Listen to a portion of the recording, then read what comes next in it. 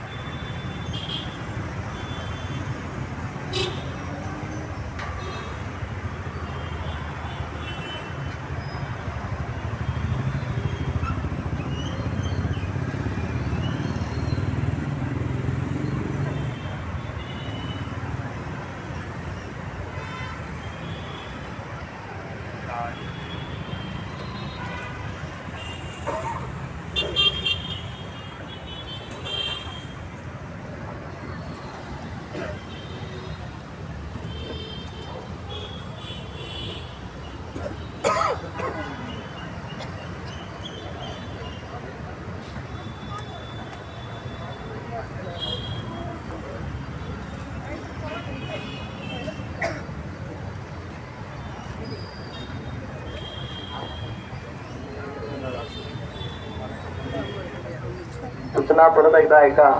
मुकपदयात्रेसाठी फक्त पुरुष सहभागी होतील। महिला इथेच थांबतील। ज्यांना शक्य असेल तर येईपर्यंत न थांबलं तरी चालेल। त्याच्यानंतर सगळे आपले मोबाईल सायलेंट ठेवायचे आहेत। कुणीही घोषणा वगैरे द्यायच्या नाहीये। मुकपदयात्रा 2च्या रांगेतच निघेल।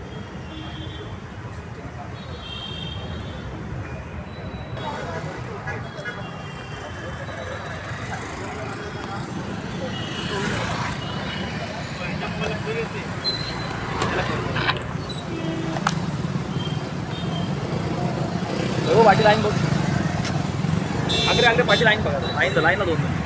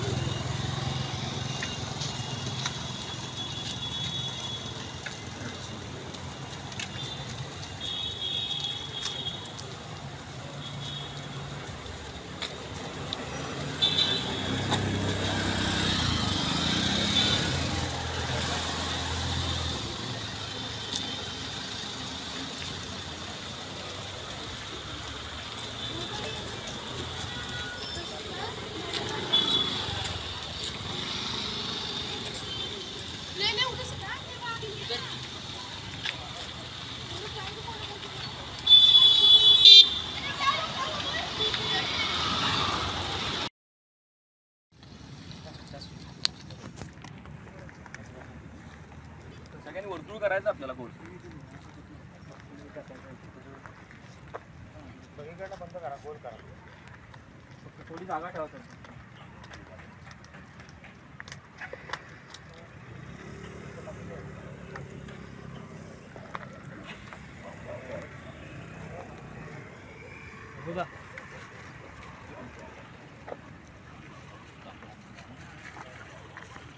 सगळ्यांनी वर्तुळ करायचं इकडे जागा असेल तिकडे उभं राहा.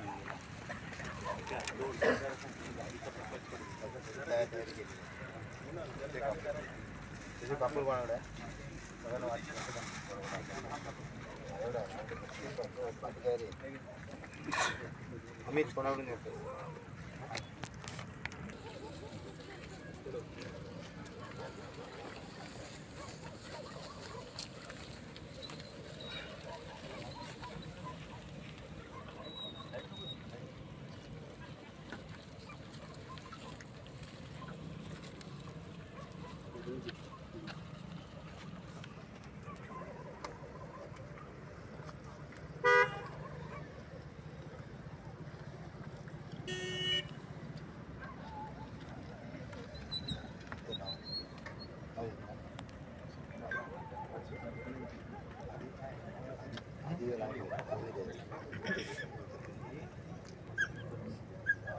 आता आपण इथे हे सगळे इथे एकत्र आलेलो आहोत.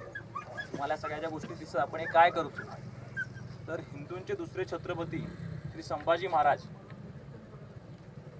हे त्या काळामध्ये औरंगजेबाने पकडले गेले. त्याच्यानंतर त्यांचे 40 दिवस अनंत हाल करण्यात आलेले होते. आपल्या हिंदू धर्मात एक पद्धत आहे की एखादी व्यक्ती मृत पावल्यावर त्याची अंत्ययात्रा काढली जाते, त्याचे विधिवत अग्निसंस्कार केले जातात आणि नंतर त्याला भडाग्नी दिली जाते.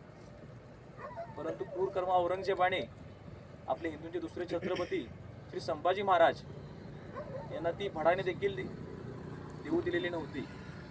अक्षरशः त्यांचे तुकडे करून हे याच दिवशी म्हणजे फाल्गुन वद्य अमावस्येला त्यांची हत्या करण्यात आलेली होती. 40 दिवस हाल केल्यानंतर आजच्याच म्हणजे फाल्गुन अमावस्या दिवशी त्याचे तुकडे करून ते असे नदीच्या किनारी टाकण्यात आलेले होते. आणि जर ते संभाजी महाराजांच्या चितेला जर कोण अग्नी देईल तर त्याला देखील मारून टाकण्यात येईल असा फरमान त्यांनी त्यावेळी काढलेला होता. असे नदीच्या किनारी आपल्या राजाचे तुकडे मोजता येणार नाही एवढ्या संख्येमध्ये पडलेले होते. परंतु इथले वेचले पाटील अशा काही शूर लोकांनी पुढे येऊन ते तुकडे गोळा केलेत आणि निवडुंगाच्या फडामध्ये त्याला अग्नी देण्यात आलेली आहे. ही सल ही खंत आजही आपल्या हिंदू समाजाला आहे. आज सर्वधर्म समभाव ही गोष्ट बोलायला खूप सोपी वाटते. आपलं एखादा अंगाचं नख जरी निघालं तरी आपल्याला इतक्या यातना होतात, तर त्यावेळी आपल्या राजाने किती यातना सोसल्या असतील याची जाणीव आज प्रत्येक हिंदू मनाला झाली पाहिजे. आपल्या धर्माला नावं ठेवताना किंवा दुसऱ्या धर्मात धर्मांतरण होताना आपण आपल्या धर्माशी किती एकनिष्ठ असलं पाहिजे याचा बोध यातून प्रत्येकाने घ्यायचा आहे. संभाजी महाराजांनी त्यावेळी जर मुस्लिम धर्म स्वीकारला असता तर आज आपणही त्याच धर्मात कुठल्या तरी वावरत असतो. पण आज आपली हिंदू म्हणून जी ओळख आहे ती एकमेव संभाजी महाराजांमुळे आहे. हे लक्षात ठेवून पुढील वर्षभर किंवा पुढील सर्व काळात आपण हिंदू धर्मासाठी काय करू शकतो याचं आत्मपरीक्षण प्रत्येकाने करायचं आहे. आता आपण या ठिकाणी प्रतिकात्मक जी चित्र पेटवलेली आहे ही संपूर्ण महाराष्ट्रात हा उपक्रम चालू आहे. आमच्या राजाला त्यावेळी जर अग्नी मिळाली नव्हती तर ती अग्नी आम्ही याच ठिकाणी आज देणार आहोत. आणि हा उपक्रम संपूर्ण महाराष्ट्रात वाडीवाडीत गावागावात जिल्ह्यात चालू आहे. आता आपण ह्या अग्नीसमोर हिंदू धर्माची शपथ घेणार आहोत.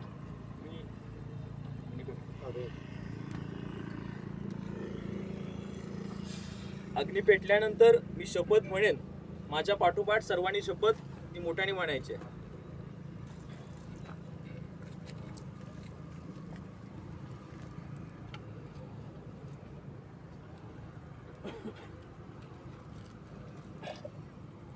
सगळ्यांनी शपथ घेण्यासाठी हात पुढे करायचा आहे. आदिशक्ती माता श्री तुळजाभवानी व काशीचा श्री विश्वेश्वर यांना स्मरून पुण्यश्लोक छत्रपती श्री शिवाजी महाराज व धर्मवीर छत्रपती श्री संभाजी महाराज यांच्या दिव्य आदर्शांना साक्षी ठेवून हिंदुस्थान हिंदू समाज व हिंदू धर्म यांच्या अंतर्बाह्य शत्रूंचे समूळ निर्धारण करण्याची व जगतजननी भारत मातेच्या संरक्षणाची शपथ आज आम्ही घेत आहोत.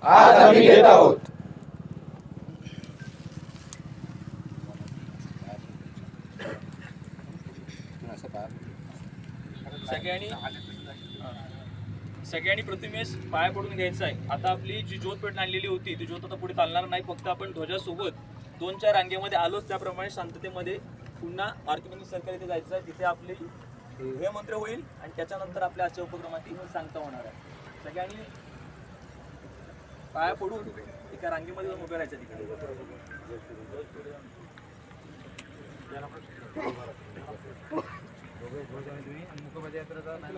दोन रांगा करून उभे राहा.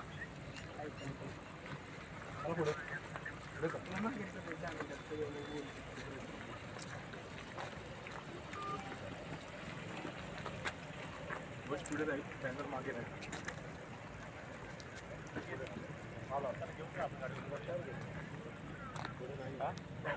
जाताना काय गरज आहे ना.